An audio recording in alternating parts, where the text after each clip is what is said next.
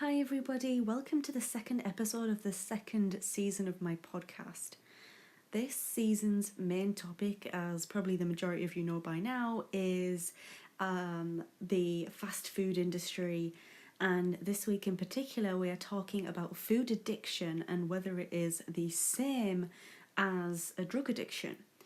And this is a topic that actually really interested me. I think I said that about all the topics, but it's true. This topic in particular about is fast food as addictive as drugs just really caught my attention. I thought I have to do a video on this.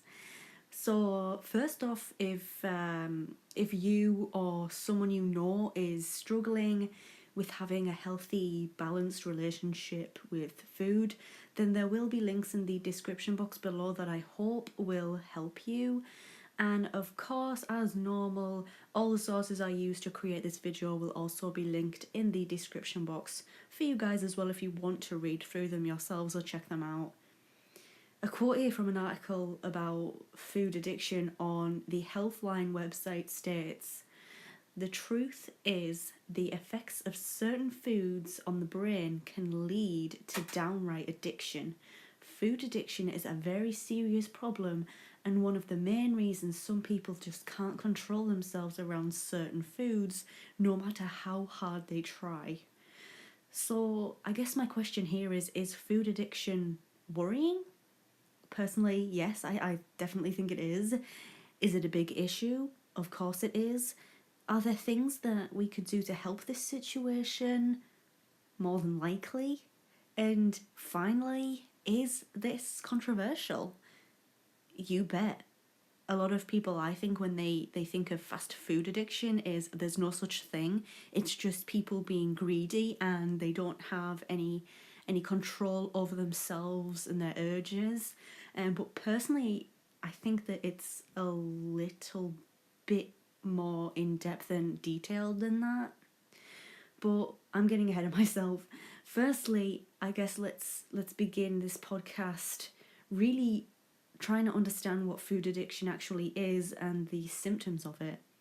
So, of course, food is one of our basic necessities in life. It's something that we need to consume every day in order to function correctly. And I'm going to take this next quote from a website called the Eating Disorder Hope, and it's a very interesting article. If you want to know a little bit more information about food addiction, then I would definitely recommend it.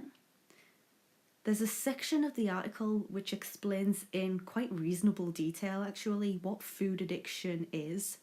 The article explains, for men and women suffering from a food addiction, highly palatable foods, which are often rich in fat, sugar and/or salt, trigger chemical reactions in the brain that induce feelings of pleasure and satisfaction. This reaction has been explained as comparable to an addict's response to their substance of choice, as it activates the same brain reward center. So of course here the article explains that there can be similarities between food addiction and drug addicts. There are, I think, many causes of food addiction which can vary from person to person, their own circumstances, their own experiences in life, things like that. But some examples are, people are going through rough patches in their lives. Like I said, it's down to a personal circumstance or experience, and they begin to rely on food as a coping mechanism. Mental health, of course, loss of confidence and loss of belief in themselves. Some, but not all, symptoms of food addiction are, things like sleep disorders, eating in secret, isolating yourself from people, headaches, irritability, decreased energy, fatigue, and lastly, eating to the point of feeling unwell. Obviously, there are many physical as well as mental effects that the addiction to food has, including, obviously obesity, there's one, diabetes, and a higher risk of a stroke, but there's loads of others. Okay, I guess now that we've discovered the basics of what it is, the symptoms, and why people suffer from food addiction, let's get into more of the actual, addiction part of it, and if it can be like a drug addiction. I found an article by the BBC entitled "Fast Food as Addictive as Heroin." The article explains that researchers in the United States have found evidence to suggest people can become overly dependent on the sugar and fat in fast food. The controversial findings add weight to claims that overeating is simply down to a lack of control. It may also explain soaring rates of obesity in the Western world. This article is the one I definitely recommend again because it goes in very deep detail about things, and it's packed with loads of information. But it goes on to say that rats fed a diet containing of 25% sugar are thrown into a state of anxiety when the sugar is removed. Then it goes on to talk about their side effects, which included chattering teeth and the shakes, which is similar to those seen in people withdrawing from nicotine or morphine. However, other experts expressed doubts over whether people can become addicted to food. One of the reasons of this, the article claims, is a lack of evidence. The BBC article does go into both sides. It's a very non-biased article. But the final article I'm going to bring up today for this podcast is from The Independent, which uses the same evidence as the BBC. A lot of it is repeated, but it kind of adds a couple of other minor things in there that you may be interested in. So it brings into the mix a man called Caesar Barber, who has had 2 heart attacks and is also a diabetic. And he claims that he ate fast food and he ate in fast food restaurants for years without actually being warned or being knowledgeable of the health risks. The article actually ends, the final sentence is, "The difference between a habit and an addiction is not a qualitative one, but a quantitative one." Oh gosh, I really hope I said that right. I always struggle with those words and I have no idea why. Anyway, "I am quite fond of dark chocolate, but it's not going to destroy my life like a heroin addiction." So that is that last sentence there on the Independent article, which I found like I kind of could relate to it. I understand that, a lot of people do think it is just a lack of self-control, and this is a topic I think that I'm very much on the fence about because I understand it from both angles. I can see it from both ways and understand it on both sides. I think we can all fall into like a fast food trap where we do become reliant on having our meals there all the time, be served to us at the drop of a hat. We can go and eat them at home, we can eat them in the car, we can do anything with them. It's very flexible, the fast food industry. And I think when it comes to fast food addiction, I do definitely think of it as an addiction. It's just not a common addiction that you guys and the public would hear about. For example, like an alcohol addiction or a drug addiction, they are a lot more common forms of addiction. I do think that fast food is an addiction and you can get addicted to fast food, and there are some horrible stereotypes I think that come with people who are so obsessed with fast foods. I think a lot of the stereotypes are things like they're lazy, they have no self-control, they're obese, they have nothing else better to do with their lives, all of that sort of stuff. And I do think, honestly, that it is a lot deeper than that.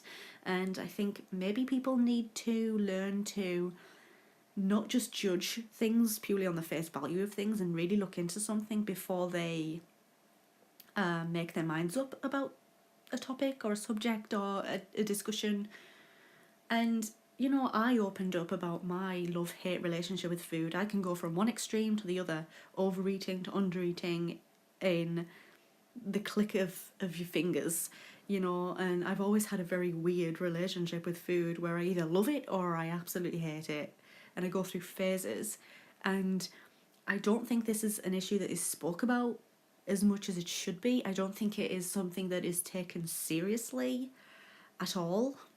Like I said, I do think of it as an addiction. It's just not the common kind of addiction that people hear of, I think that there are things that society and the fast food companies can do in order to help the situation. I mentioned this in my last video, so in my last podcast I said that maybe fast foods like McDonald's and stuff should put warning signs on the packaging of food, just stating very clearly the side effects and the risks and the warnings of having fast food too frequently.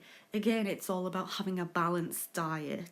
And I think that things have to start from quite a young age as well. So when, children are growing up into teenagers and then they're growing up into adults, I think it's very important from a very young age to kind of drill into the next generation, the upcoming generations, that being able to make your own meals is important. And as much as, of course, you can go and you can have a fast food, you can have a McDonald's or whatever as a treat, but then it always comes back to the point where you do have to have a balanced diet and you have to not have too much fast food and foods that are unhealthy. And I think that has to start at quite a young age, if I'm being perfectly honest. I've always had an interest in cooking, but I know not everybody is like me. And at school, I really enjoyed doing food technology, and I actually took it as like an optional subject leading up to, my final couple of years in secondary school, and it was interesting to me and I loved it. And for me, cooking is fantastic. I love it, but it wasn't drilled enough of like, this is basic stuff and this is what you will need in order to have more of a balanced diet. If you can cook this and this, like, it wasn't like that. It was like, let's cook all of the fancy cheesy foods that, like, I remember making cheesecakes for ages and other unhealthy foods. I think there is not as much of a focus on the healthy side of foods when I was at school anyways. I mean, it might have changed for all I know, but that's how it was when I was in secondary school taking food technology as a subject. So that's my opinion on it. What is your opinion on this? Is fast food as addictive as drugs? Let me know in the comment section down below your thoughts.